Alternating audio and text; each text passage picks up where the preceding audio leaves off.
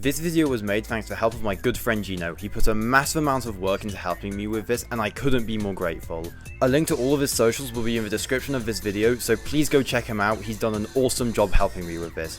With that said, on to the video. Over the course of the last 50 Dragons Rising episodes, Arin has had possibly one of the most consistent arcs in the entire franchise. And the best part is that it's still not over, so I think it's high time to cover it in depth and discuss it because it is absolutely fantastic. Arin at his core is an optimistic kid whose lifelong dream has been to become a ninja, and in his efforts to be like them, he taught himself a primitive form of spinjitzu and met his best friend, Sora, who mirrors him in the sense that she's extremely pessimistic and has absolutely no idea who the ninja are.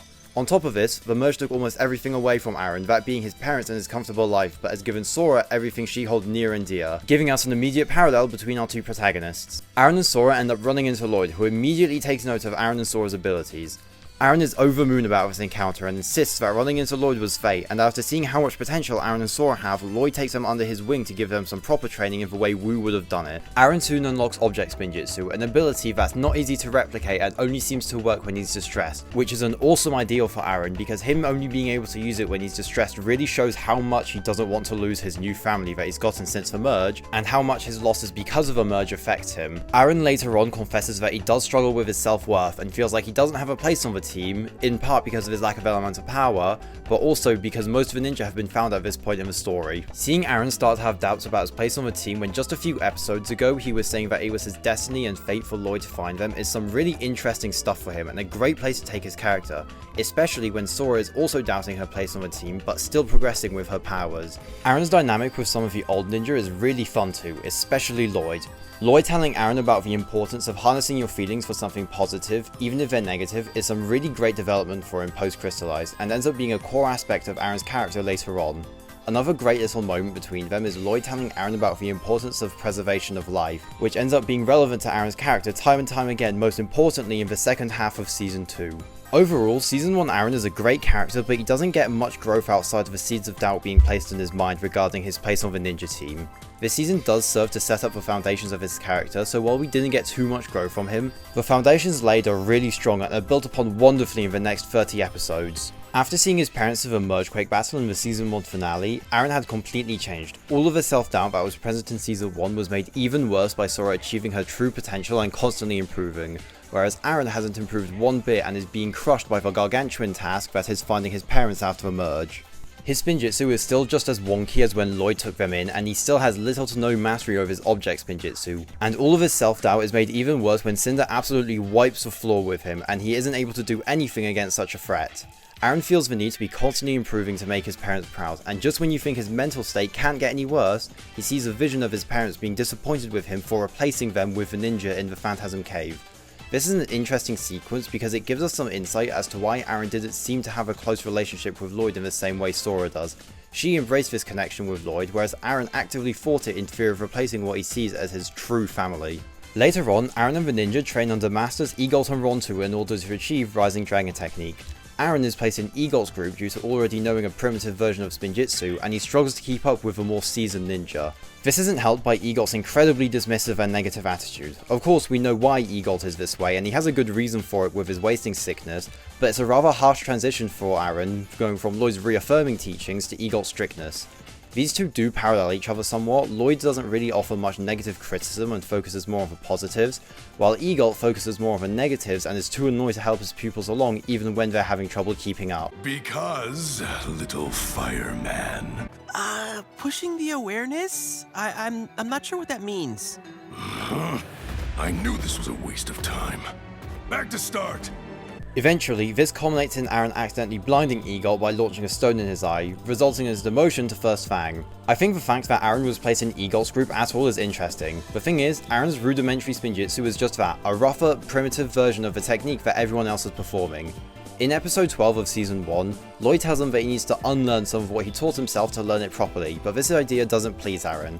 Arin's insistence that his basic spinjitzu is fine is what led to him being placed in Egolt's group in the first place, and to his eventual humiliation. The only thing Arin has going for him is his self-taught spinjitzu, and if he admits that it needs to be revised from the ground up, then he's on the same level as Sora, except she has an element of power and he doesn't. So that's why when Raz's eventual advice of taking from the world what he needs works, Arin forces the results he wants by upgrading his wonky spinjitzu, not requiring him to relearn it or admit that his basic technique is flawed, which could be what the red streaks in his spinjitzu are reflecting. It could be that the quote-unquote cracks in Arin's spinjitzu technique has caused red streaks in it, and it has an unstable base, so I'm hoping the show does expand upon them more because they're really cool conceptually. As mentioned earlier, Sora's pretty much constantly improving and has become much more optimistic than she was initially, whereas Arin has completely lost all of his confidence and hasn't improved one bit, even considered as equal to Sora in terms of spinjitzu skill. Arin and Sora's characters have essentially flipped, and Arin's self-doubt only gets worse when Raz points out Arin's lack of improvement, and hopes that Arin can someday find a true master with the required knowledge to train him, making a jab at Lloyd's ability to teach. The obvious implication is that Raz is going to train Arin in strength, essentially fixing Arin's problem of falling behind the rest of the ninja. This offer being beneficial to Arin is only cemented more when Sora fakes his object spinjitzu at the ritual of the blood moon, showing that even when Arin is distressed, he can't perform object spinjitzu 100% of the time, which could be hinting at poor usage of emotions, which would be another thing he's failed to master.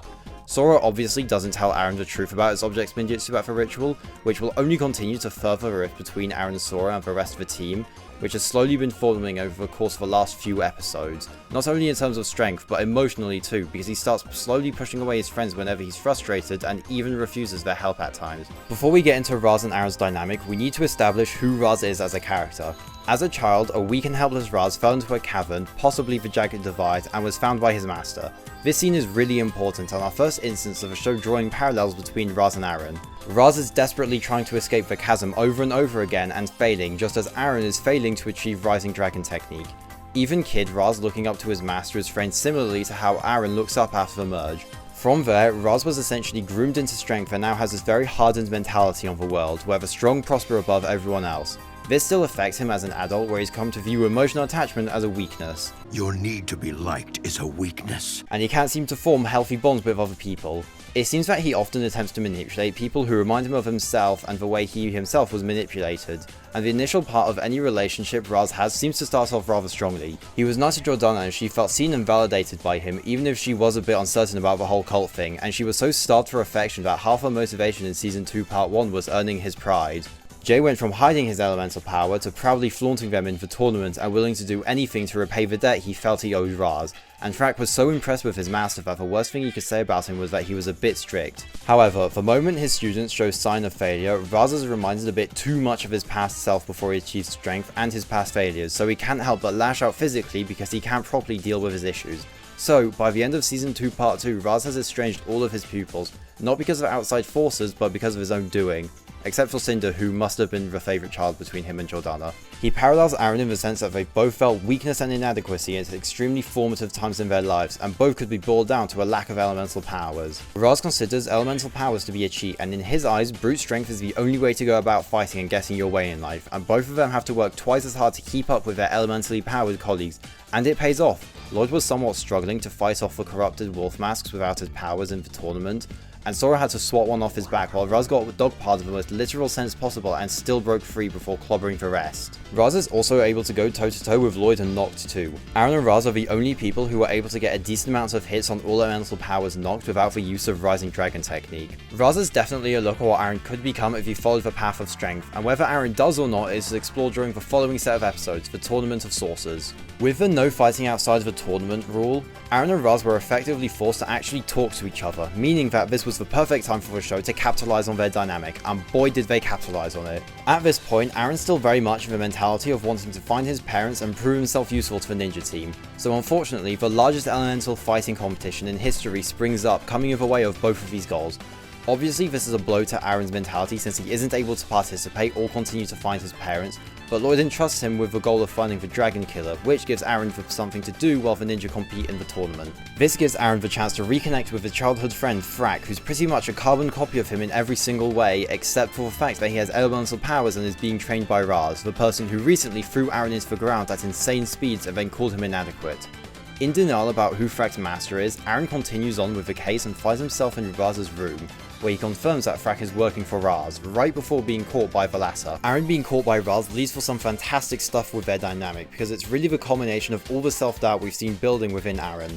Raz slowly revealing truths that Arin has to slowly but surely figure out for himself and prove to be true does so much to make Raz seem genuine towards Arin, because you get the sense that he genuinely cares about him and wants him to know the truth about the Merge and Master Wu, and by extension, the ninja. It does a great job of putting us in Arin's shoes, because I myself found myself convinced of what Raz was saying at times, which again is revealed to be true by other sources that we, the viewer, and Arin himself view as reliable and trustworthy, because we know that Sora fakes his object spinjitzu, and we know Lloyd hasn't made much progress in finding Arin's parents, and we know that Arin's skill level is stagnant, but the show also does a great deal to confirm these truths, such as Master Wu confirming that he did in fact cause the Merge.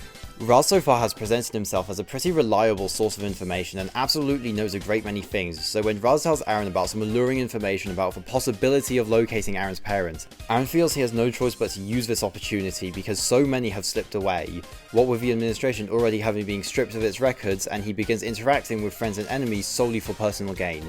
He feels he has so few allies that he's willing to risk camping out with a supervillain because Arin believes him to be useful. Sure, he gets Wildfire to investigate the Archdragon's deaths alongside him because he wants some company and another set of eyes, but not Sora's as he's mad at her, so he essentially makes Wildfire fulfill the role Sora used to.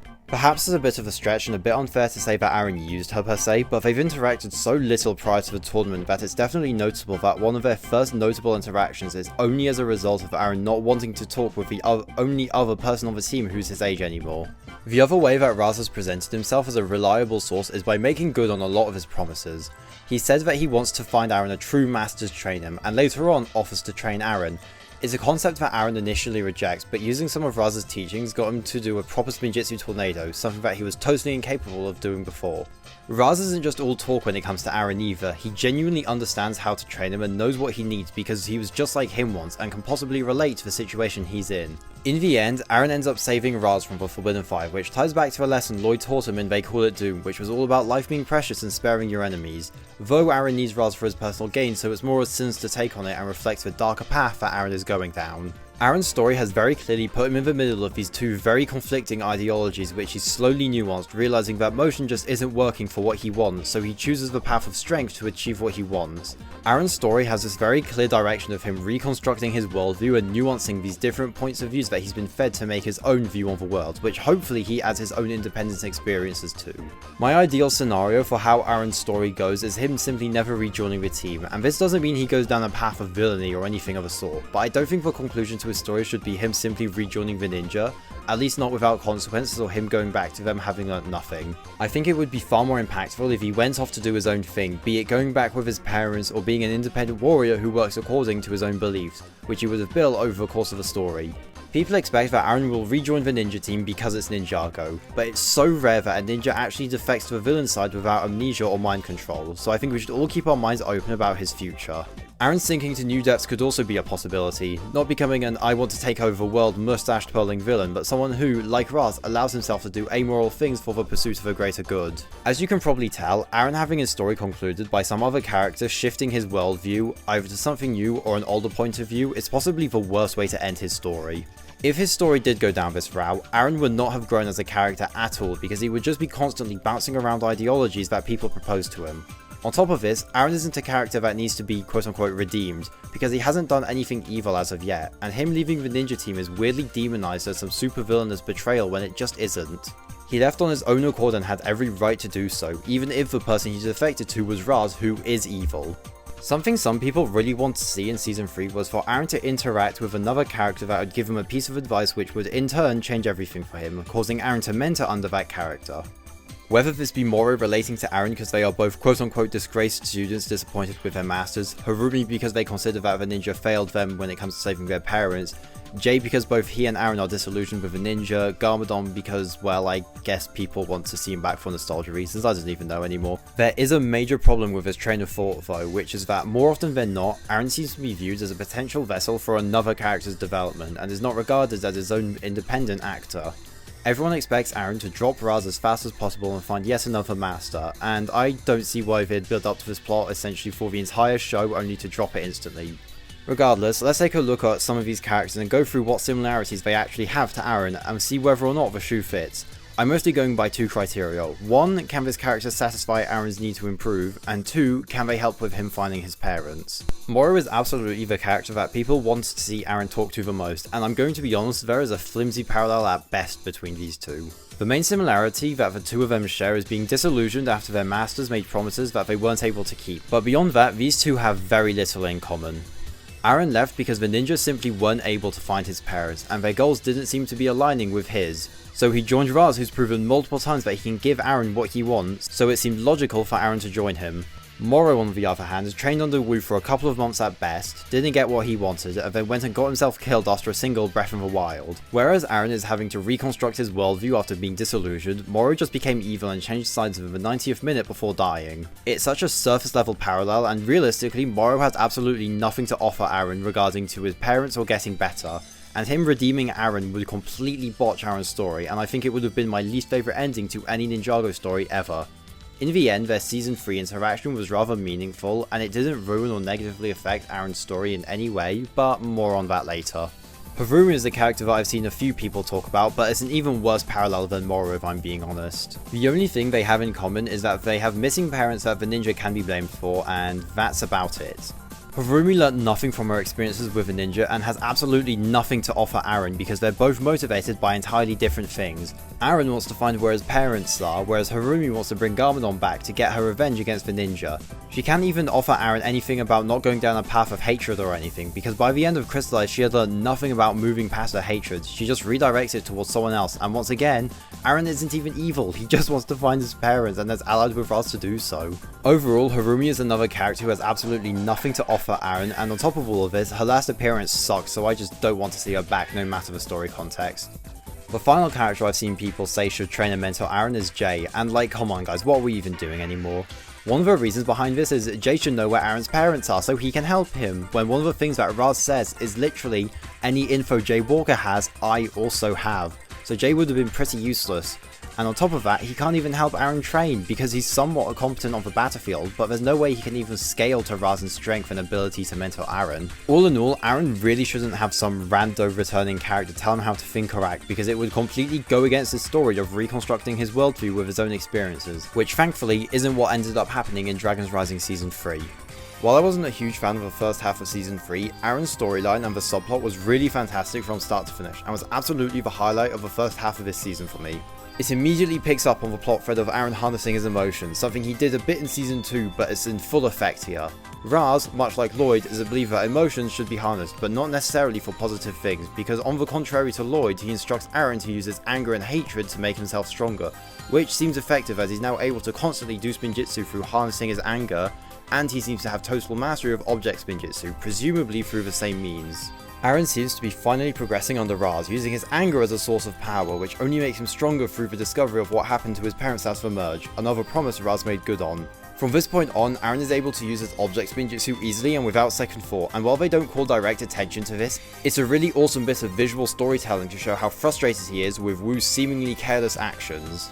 We're finally seeing Arin pull away from Lloyd's teaching, but this obviously comes at the cost of Arin slowly becoming a bit more amoral, with Arin abandoning people in need because it would distract from their mission, which is some great stuff, especially put against Lloyd's teachings in Season 1 where he talks about how it's important to save everyone, so seeing Arin detach from those through Raz is a great way to show Raz's mentality of doing harsh things to accomplish the final goal, but it's also a really effective way of calling out the ninja for not having found Arin's parents, because had they answered the call of the algae farmers, they would have presumably been drawn into the Thunderfang plotline even quicker, completely distracting them from their main goal of reversing the merge and ultimately bringing Arin's parents back to life.